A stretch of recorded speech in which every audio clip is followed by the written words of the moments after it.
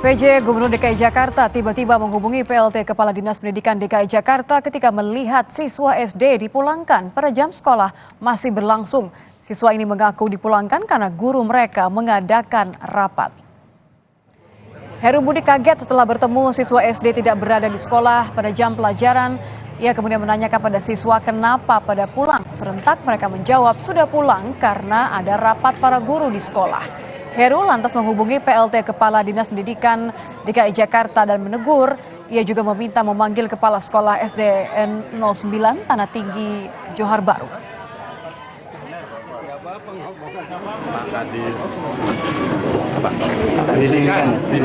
Apa aja Pak? Saya kenapa sekolahnya dipulangin anaknya jam 9? Katanya mau rapat, semua guru rapat apa?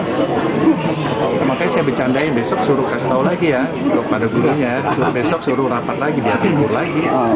Nanti Senin suruh rapat lagi, nggak sekolah-sekolah itu. Mau dipanggil Pak? Iya, nanti saya panggil ke kantor.